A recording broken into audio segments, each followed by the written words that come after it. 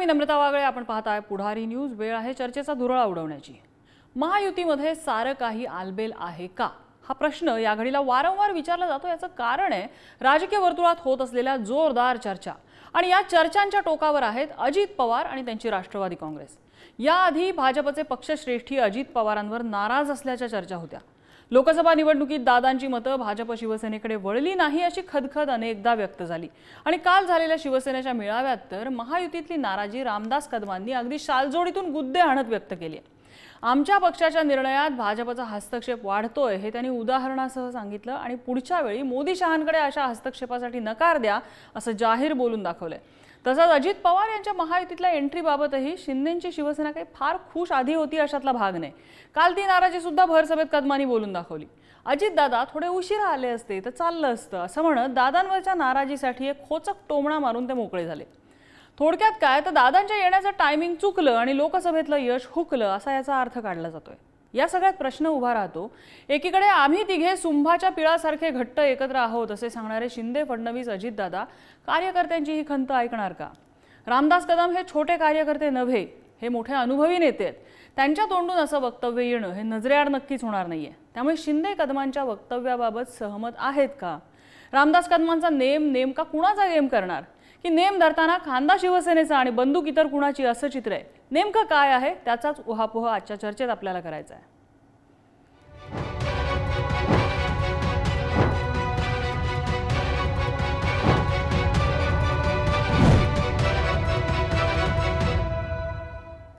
आणि याच संदर्भातल्या चर्चेत आपल्यासोबत सहभागी होत आहेत राष्ट्रवादी काँग्रेसचे आमदार आणि नेते अमोल मिटकरी, शिवसेना प्रवक्त्या मनीषा कायंदे आपल्यासोबत आहेत, राष्ट्रवादी शरदचंद्र पवार पक्षाच्या नेत्या विद्या चव्हाण आहेत आपल्यासोबत. चर्चेकडे वळण्यापूर्वी आपण रामदास कदम कालच्या या सभेमध्ये नेमकं काय म्हणाले ते आपण ऐकूया.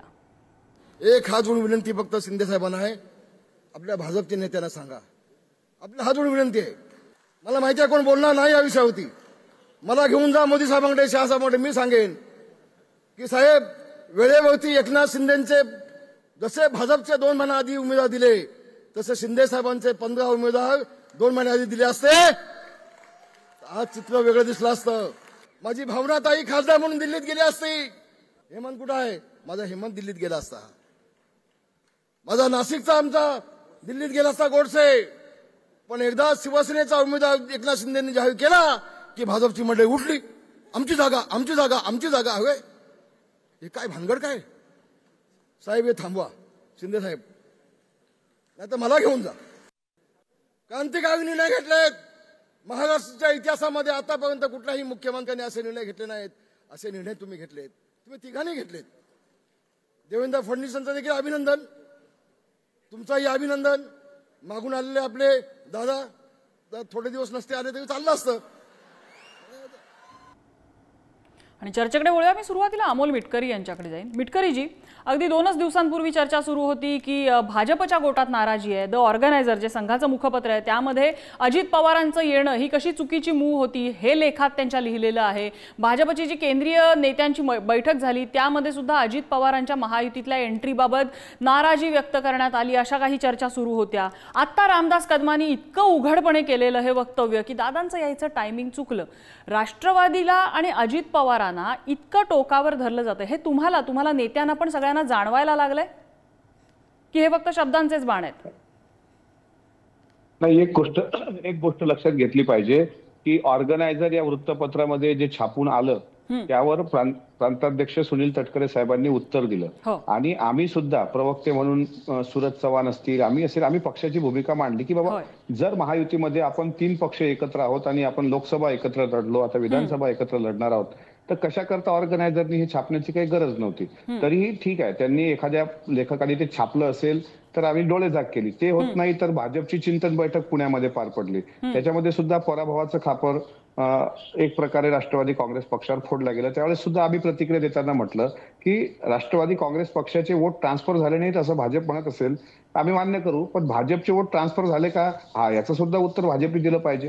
खरं तर आजच्या चर्चेमध्ये भारतीय जनता पार्टीचा कोणीतरी प्रवक्ता असणं अपेक्षित होता, म्हणजे या चर्चेला रंग आला असता. दुसरं असं आहे की काल रामदास भाईंनी जे वक्तव्य केलं ते वक्तव्य शिवसेनेच्या वर्धापन दिनाच्या निमित्तानं होतं आणि कार्यकर्त्यांसमोर ते त्यांच्या आवेशामध्ये ते बोलून गेले. पण बोलून जात असताना त्यांनी एक गोष्ट हे केली, म्हणजे त्यांनी ते बोललेत की अजितदादा थोडे लेट आले असे चालले असते, आणि त्याच्यावर उत्तर देताना ते असं म्हटलं की 9 कॅबिनेट मंत्रीपद त्यांनी नंतर आले ते घेऊन गेले, आणि ते जर आले नसते तर त्या आम्हाला तो फायदा झाला असता आणि आमची शिवसेना मजबूत झाली असती. एक पक्षाच्या स्टेजवर पक्षाच्या लोकांना बळ द्यायला ते वक्तव्य ठीक आहे, किंवा ऑर्गनायझरनी ते छापलं असेल ते त्यांच्या पुरतं मर्यादित आहे, पण याचा परिणाम जर महायुतीवर होत असेल आणि सातत्यानं एकाच व्यक्तीला तुम्ही टार्गेट करत असाल तर पक्षाचा कार्यकर्ता म्हणून आम्हाला आमची भूमिका मांडणं, मला असं वाटतं की ते एक दुरापास्त आहे. आणि याची गंभीर दखल खरं तर याच्यावर चंद्रशेखर बावनकुळेंचं उत्तर आलं होतं. त्यांनी सांगितलं होतं की अजितदादामुळे भारतीय जनता पार्टी आणि महायुतीचा फायदा झाला. तुम्ही बावनकुळेंचा उल्लेख केलात, मी आता तो त्यांची रिॲक्शन दाखवायची विसरले. आजचंही जे रामदासभाईंचं जे वक्तव्य आहे त्यावर त्यांना विचारलं तर त्यांचं मोघम उत्तर आहे ते असं का बोलले आम्हाला माहित नाही. आता ह्यावर काय म्हणायचं? नाही, आता बावनकुळे काय बोलले मी पण नाही ऐकलं, तुम्ही सांगताय तर त्यावर मी विश्वास ठेवतो. पण मला असं वाटतं की कुठेतरी एकनाथराव शिंदे साहेबांनी, कुठेतरी देवेंद्रजींनी, आता आम्हाला जसं म्हणतायत की पक्षातल्या वरिष्ठांनी आम्हाला ताकीद दिली, तुम्हीच चॅनलनी बातम्या, आम्ही ताकीद पण ऐकली, पण त्यांना पण तो नियम लागू आहे ना. जर पुढे आपल्याला एक संघ राहून लढायचं असेल तर आम्ही सगळ्यांनी एकत्र राहिलं पाहिजे. पक्षाच्या प्रवक्त्यांनी पण समन्वय ठेवला पाहिजे, ही राष्ट्रवादीची भूमिका आहे. पण भाजपकडून आणि शिवसेनेकडून ते होताना दिसत नाही. आणि एक मिनिट निखिलाजी, दुसरं असं आहे की हे सगळं पाहून विरोधी पक्षातल्या लोकांनी खुश होण्याची गरज नाही. त्यांच्यातही विध्वंस आहेच. नाना पटोले म्हणतात आम्ही इतक्या जागा लढू, आदरणीय पवार साहेबांनी 155 जागा निवडून येतील असं सांगितलं. त्यांच्यात सुद्धा अंतर्गत कल आपण अहिल्यानगरला बघितला की एक नवीन नेता उदयाला आलेला तुतारी गटाचा, आणि त्यातच असलेले प्रदेशाध्यक्ष जयंत पाटील साहेब, म्हणजे त्यांच्यात सुद्धा द्वंद्व युद्ध आहे. त्याच्यामुळे या सगळ्या गोष्टी फक्त महायुतीतच होत आहेत असं नाही, महाविकास आघाडीमध्ये सुद्धा प्रचंड भकास अंधार पडलेला आहे. त्याच्यामुळे दोन्ही बाजूनी समतोल साधला जाईल असा आजचा संवाद असावा. आणि मी माझी भूमिका वेळोवेळी मांडत आलेलो आहे. महायुतीमध्ये दोन्ही घटक पक्षाकडून जर अजितदादा टार्गेट असतील तर आम्ही सुद्धा त्यांना त्याच पद्धतीने उत्तर देण्यास समर्थ आहोत. बरं, मनीषा काय आहेत आपल्यासोबत. मनीषाताई, आता अमोल मिटकरींनी उदाहरणच देऊन सांगितलं की कशा पद्धतीने अजित पवार आणि राष्ट्रवादी काँग्रेस टार्गेट होतंय. असं का होतंय? म्हणजे अगदी कालचंच उदाहरण जर घेतलं तर रामदास कदम काय बोलले ते आपण सगळ्यांनी आता ऐकलं सुरुवातीला. यावरती शिवसेनेच्या एकाही नेत्याकडनं स्पष्टीकरण येऊ नये की बाबा जे काय आहे ते आम्ही ते जे म्हणतात आम्ही त्याला पाठिंबा देतो, किंवा ते जे म्हणतात ते भावनेच्या भरात बोल, काहीतरी आलं पाहिजे होतं. काहीच नाही. म्हणजे शिवसेना मान्य करते त्यांचं हे वक्तव्य की दादांचं टायमिंग चुकलं आणि आमचं लोकसभेतलं यश हुकलं, हे मान्य करते का शिवसेना? बघा, असं आहे की अमोल मिटकरी आता जे बोलले ते मी पूर्ण ऐकलंय. रामदास भाई जे काही त्यांनी स्टेजवर भाषण केलं आम्ही सगळेच तिथे होतो आणि सगळं पूर्णपणे ऐकलेलं आहे. कालचा शिवसेनेचा वर्धापन दिन होता आणि त्यावेळी एक ज्येष्ठ नेते म्हणून जेव्हा विश्लेषण होत आहे, सगळीकडेच विश्लेषण होत आहे, महाविकास आघाडीत पण होत आहे, महायुतीमध्ये पण होत आहे, जागा का कमी आल्या, तर एखाद्या ठिकाणी यश का प्राप्त झालं, तर ह्या सगळ्या चर्चा होणारच. आणि त्याच्यामध्ये निश्चितच प्रत्येक पक्ष जे आहे ते कारण शोधण्याचा प्रयत्न करणार की मुख्य कारण कोणचं, मुख्य कारण कुठलं असू शकतं. भाजपच्या जागा कमी झाल्या, आम्हाला अपेक्षित, समजा आम्ही 15 जागा लढलो, आम्हाला चांगलं यश मिळालं, पण अधिक मिळाल्या असत्या जर का वेळेवर उमेदवारी जाहीर झाली असती तर हे तर आम्ही अनेक जणांनी बोलून दाखवलं. शिरसाट देखील म्हणाले, संजय शिरसाट देखील म्हणाले. पण ठीक आहे, आता हे आम्ही तिघं एकत्र आहोत, याच्यात निर्विवाद सत्य आहे आणि एकत्र पुढे चालणार आहोत, हेही सत्य आहे. आता कसं आहे की ॲनालिसिस करणं आणि मांडणं, मुख्य नेत्यांपुढे आपल्या मनातल्या भावना व्यक्त करणं हा प्रत्येक कार्यकर्त्याचा अधिकार आहे. तसं रामदासभाई बोलले, ज्येष्ठ नेते आहेत, त्यांनी त्यांचं विश्लेषण मांडलं. आता मनीषाताई, विश्लेषण बरोबर आहे, विश्लेषणापर्यंत आपण सगळं समजू शकतो. माझा प्रश्न तुमच्याच मुद्द्याला जोडून आहे. विश्लेषणापर्यंत आपण सगळं समजू शकतो, पण ज्या वेळेला तुमच्या पक्षातले एक ज्येष्ठ नेते उठून ज्या वेळेला सांगतात की दादांचं टायमिंग, दादांना घेण्याचं टायमिंग थोडंसं चुकलं, म्हणजे भाजपमध्ये जो सूर आहे की दादा या महायुतीमध्ये मिसफिट आहेत, तो सूर शिंदेच्या एवढ्या मोठ्या व्यासपीठावरती वर्धापन दिनी ऐकू येतो की दादा ह्या सगळ्यामध्ये मिसफिट आहेत. याचा अर्थ तुमच्या मित्रपक्षाने काय काढायला हवा असं वाटतं तुम्हाला? नाही, बघा, मी पुन्हा तेच म्हणेन की माननीय रामदासभाई जे बोलले त्यांच्या मनातलं त्यांनी बोलून दाखवलं. प्रत्येकाच्याच मनात ते असं असेल असं नाही.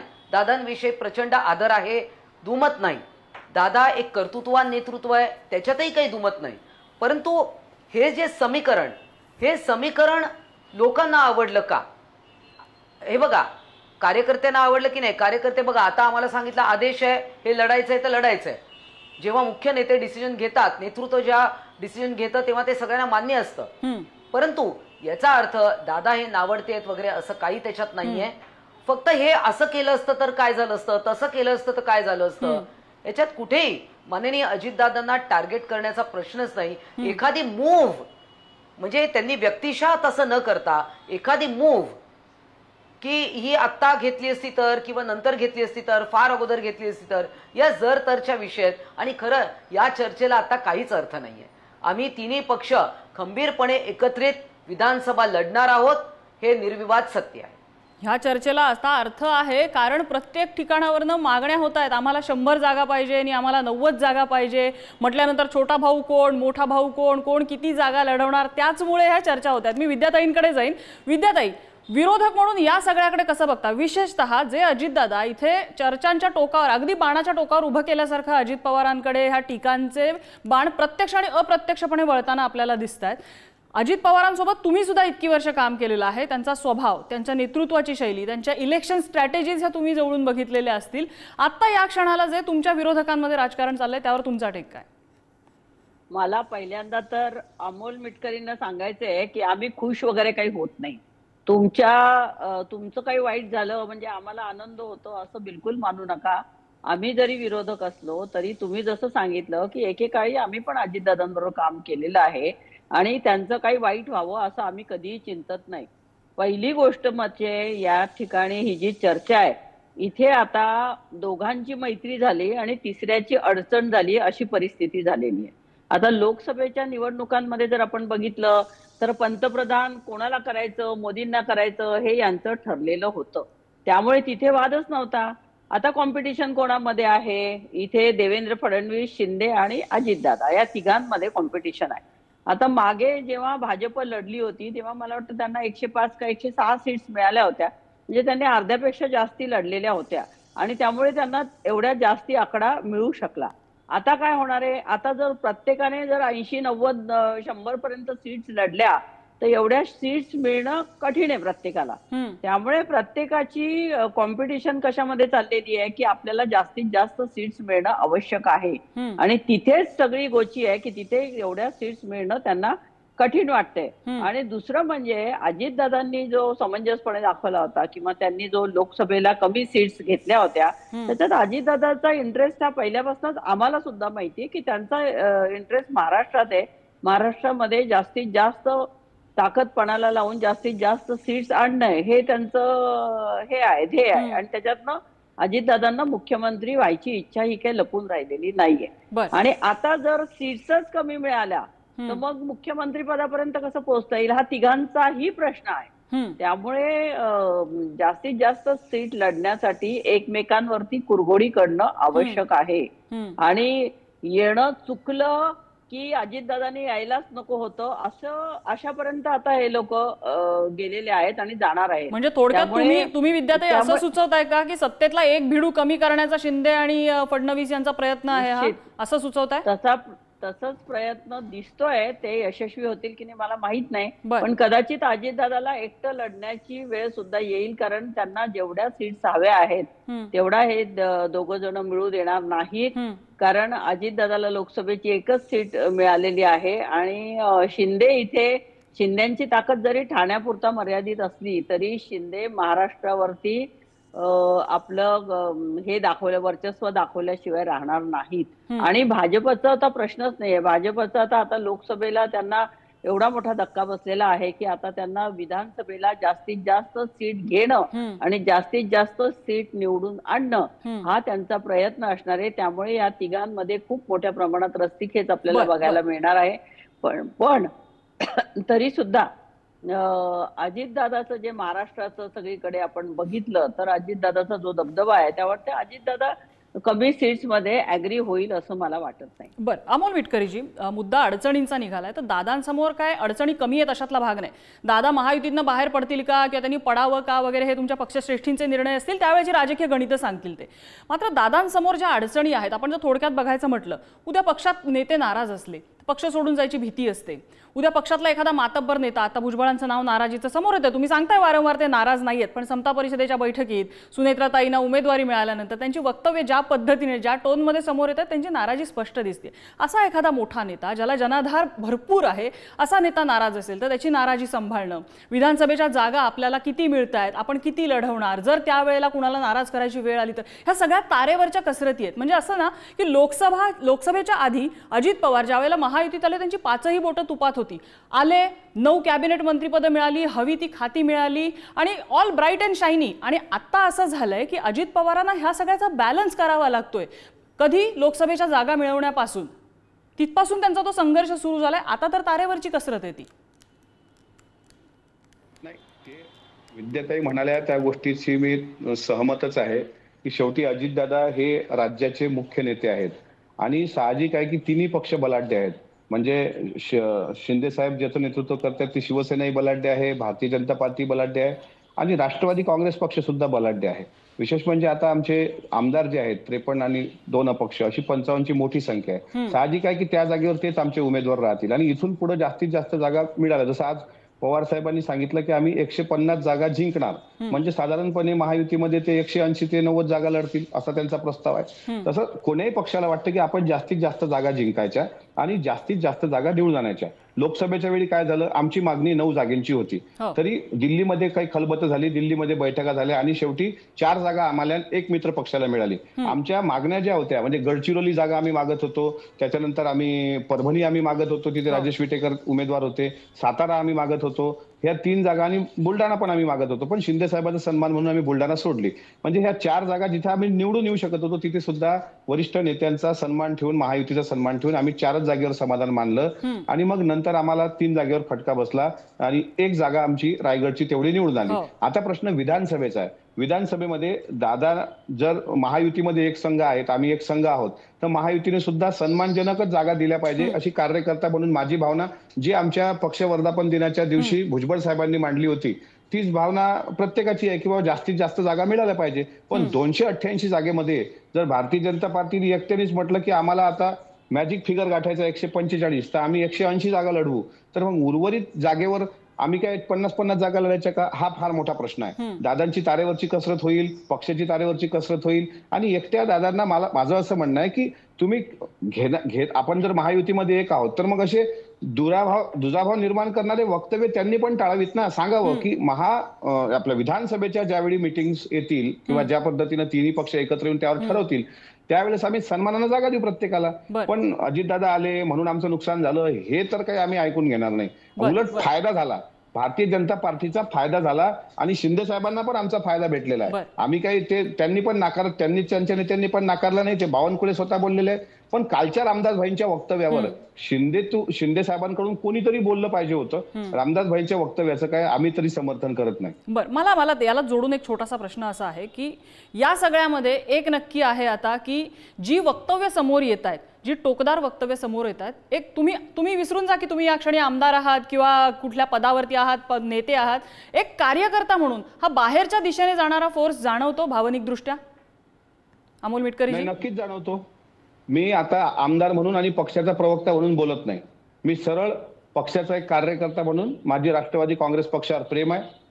पवार साहेबांच्या तालमीत आम्ही पण घडलेलो आहोत, आमचं प्रेम आहे राष्ट्रवादी काँग्रेस पक्षावर. पण कार्यकर्ता म्हणून माझी भावना अशी आहे की असे वक्तव्य करून तुम्हाला नेमकं साध्य काय करायचं आहे, म्हणजे तुम्हाला आम्ही नकोशी झालोत का, तर मग एकदा तुमच्या प्रांताध्यक्षांनी भूमिका स्पष्ट करायची ना. मी असं बोललो तर मग वरिष्ठ नेते तुम्हाला माहित आहे की अमोल मिटकरीचे कान टोचले, अमोल मिटकरींनी बोलू नये. पण कार्यकर्ता म्हणून माझी भावना मांडायला मला संविधानिक अधिकार आहे ना, की ज्या दादांचं काम करण्याची शैली, ज्या दादांनी सकाळी उद्धवजी मुख्यमंत्री असताना दादा सगळा उपमुख्यमंत्री म्हणून महाराष्ट्राचा कारभार कोरोनाच्या काळात पण चालवत होते, अगदी सगळ्यांना सांभाळत होते, असा एवढा मोठा नेता आणि कोणी येतं पटकन बोलतं, कोणी म्हणतं की उशिरा यायला पाहिजे होतं, कोणी म्हणतं की हे नकोसे होते. म्हणजे अशा पद्धतीचं वक्तव्य तर काय आम्ही पक्षाचे कार्यकर्ते म्हणून तर काही खपून घेणार नाही. त्याच्याकरता दोन्ही पक्षांनी समन्वय ठेवून मान राखला पाहिजे. आम्ही शिंदे साहेबांचा मान राखतो, आम्ही देवेंद्रजींचा मान राखतो, त्यांच्या लोकांनी पण अजितदादांचा मान राखला पाहिजे अशी माझी भावना आहे. बरं, असाच एक जर तरचा प्रश्न विद्याताई मी तुम्हाला विचारते की उद्या समजा महायुतीमध्ये अजितदादा आणि त्यांचा पक्ष अडचणीत आले आणि त्यांना महायुतीचा हात सोडायला लागला तर राष्ट्रवादी शरदचंद्र पवार पक्ष तो हात जोडणार का? एक कार्यकर्ता म्हणून तुम्हाला काय वाटतं, तो हात हातात घेता येईल का? अजूनही नातं तितकं बळकट आहे का? भावना बळकट आहेत का?